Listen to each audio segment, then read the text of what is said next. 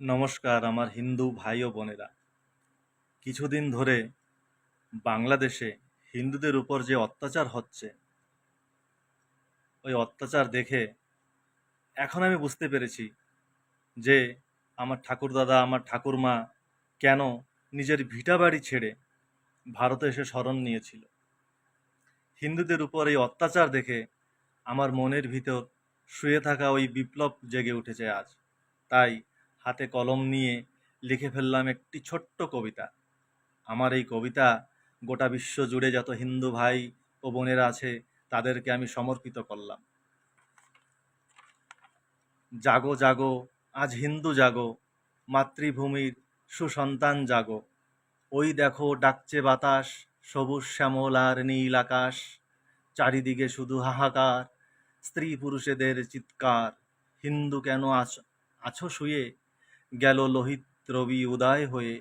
সকলি ভাই এক হয়ে বিজয় শঙ্খে দাও ফুৎকার।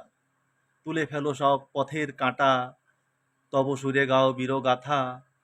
আজও অসুর ধরাতে আছে, তাই তো লজ্জা পথে ভাসে।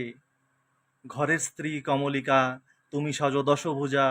মায়ের হাতের শস্ত্র লইয়া এবার নিজেই করো মহালয়া। আজ আর আসিবে নাহি পার্থ সারথি, বস্ত্রহরণ থেকে উধারিতে দ্রৌপদী। পুরুষ তুমি তাই সাজো পার্থ, উঠাও হাতে গান্ডীব দাও টঙ্কার। রক্তবীজদের মুখেও জানো এবার শুনতে পারি করুণার চিৎকার। আজ হিন্দু দিশাহারা, তাই তো হয়েছ সর্বহারা। জাত কুল মান বিসর্জন দাও, ব্রাহ্মণ ক্ষত্রিয় বৈশ্য শূদ্র এক হও। শুধু একই পরিচয় হোক, তবে জানি তুমি হিন্দু সনাতনী ভারতী। জাগো জাগো, আজ বঙ্গ জাগো, কামরূপ আর কলিঙ্গ জাগো।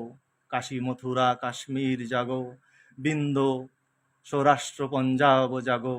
দ্রাবিড় জাগো, মালব হিমালয় জাগো। গোটা বিশ্ব জুড়ে হিন্দু জাগো, জাগো হিন্দু জাগো।